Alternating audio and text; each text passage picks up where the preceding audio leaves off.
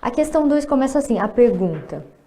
The group of words from the text which is made up the group of words from the text which is made up of the words inscribing, coding, playing, training and linking includes. Eu sei que esse enunciado ele tá meio tipo assim, o que você quis dizer? Não estou entendendo. O que esse exercício quer?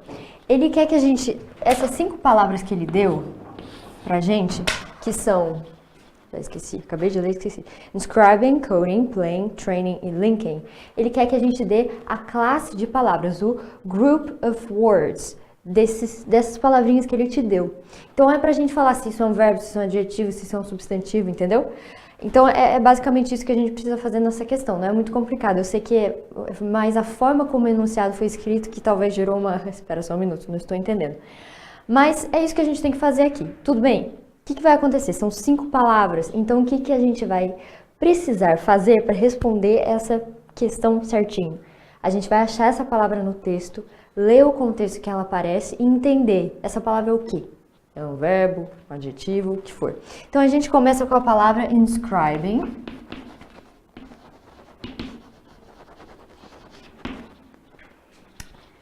É isso, né? Isso. Inscribing, que aparece no referente 1, lá na segunda linha do texto. Esse texto, antes de eu começar a ler, ele fala sobre a arte da memória, que antigamente não tinha esses recursos, assim, tecnológicos igual a gente tem hoje.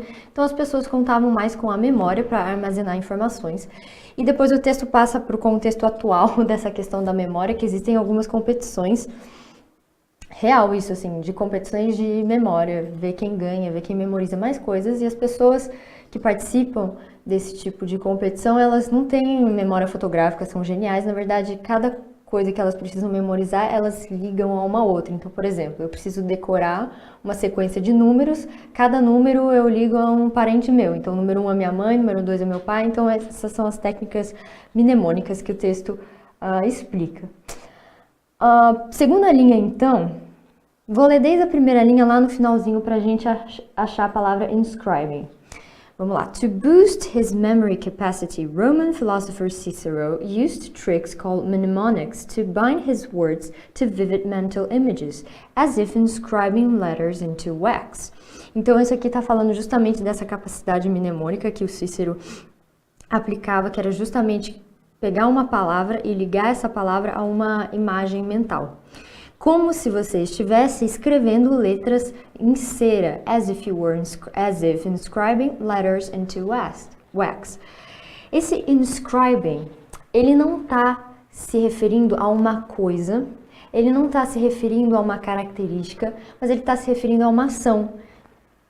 Como se você estivesse escrevendo letras na cera. Então, a gente vai dizer que esse inscribing, ele tem a função de verbo. Ele tem o peso de verbo. Ele está atuando como um verbo aqui.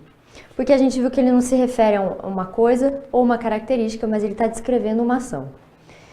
Beleza, já vimos a primeira palavra. A segunda é coding.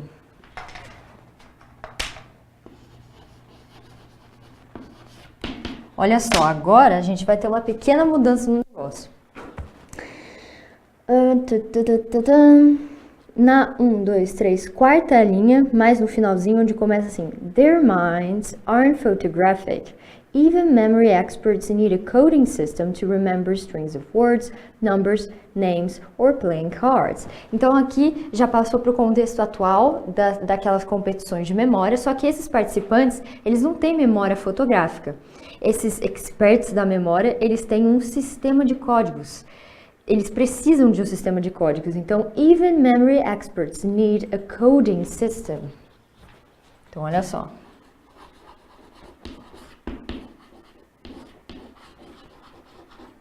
Eles precisam de um sistema de códigos. O que está acontecendo aqui? System, um sistema, é um substantivo. E eu estou me referindo a qualquer sistema? Não, eu estou me referindo ao sistema de códigos. Portanto, esse coding, ele está especificando que tipo de sistema que eu estou falando. Ele está qualificando esse sistema aqui. Portanto, ele está caracterizando o system. A gente vai dizer que ele é um adjetivo. Tudo bem? Ele está atuando dessa forma. Percebe que esse coding, eu não estou falando codificar o verbo, eu não estou falando do código substantivo, mas estou dando uma característica para o sistema, por isso que eu chamo ele de adjetivo. Então, a gente já está sabendo o que é o coding system. A segunda palavra é plain.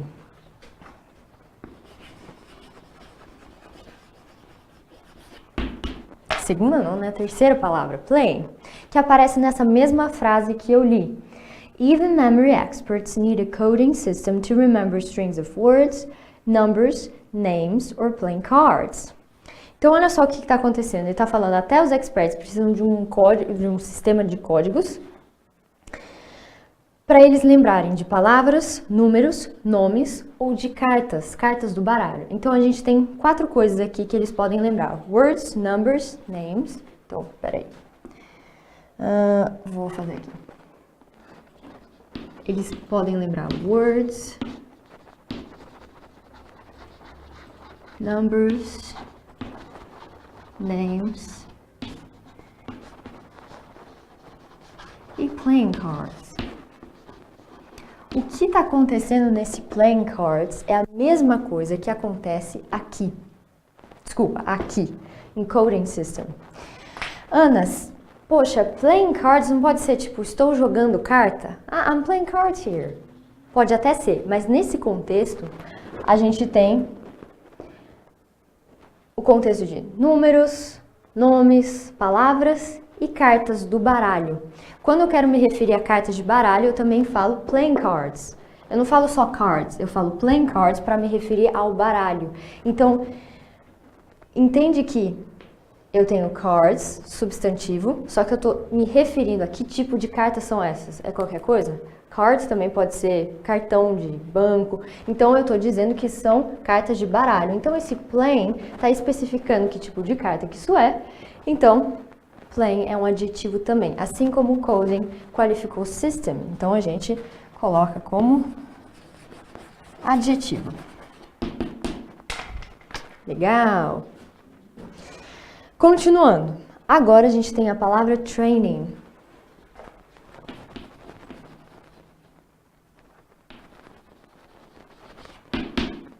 Vamos ver o que training é. Logo depois desse trecho que eu acabei de ler, numbers, names or playing cards, começa assim. The key is training.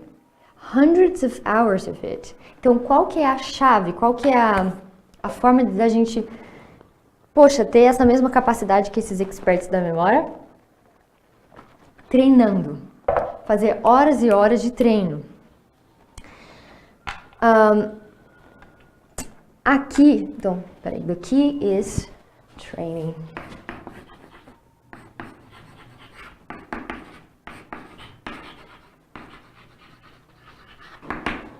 Esse training, ele tá no sentido verbal. Eu não estou me referindo a uma coisa, nem a um adjetivo, mas ao verbo treinar. E essa é a chave para a gente lembrar das coisas desse jeito, ter essa técnica mnemônica, é treinando. Entendeu? Então aqui vamos também dizer que training é um verbo. E depois, por último, a gente tem a palavra linking.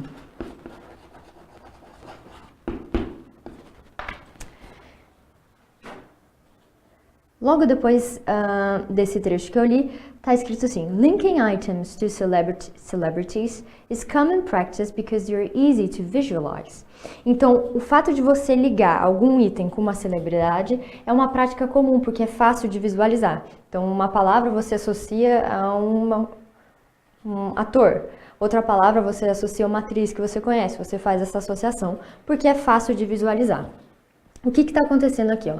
Linking items to celebrities is common, blá, blá, blá, blá, blá. Então, esse linking items to celebrities é o sujeito dessa frase. E esse linking, por mais que pareça assim, ligando, conectando, esse linking está se referindo ao ato de ligar um item a uma celebridade. Então, esse ato de ligar é uma coisa muito comum. Então, como linking está se referindo ao ato de, a uma coisa, a gente vai dizer que ele é um substantivo.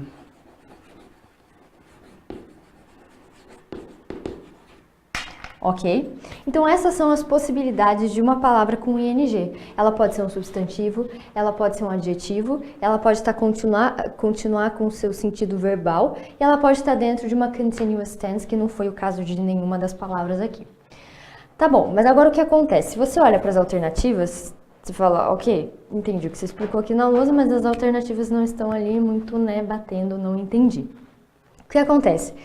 Nesse exercício aqui, toda vez que o ing está tendo a função de verbo, ele chama isso de present participle.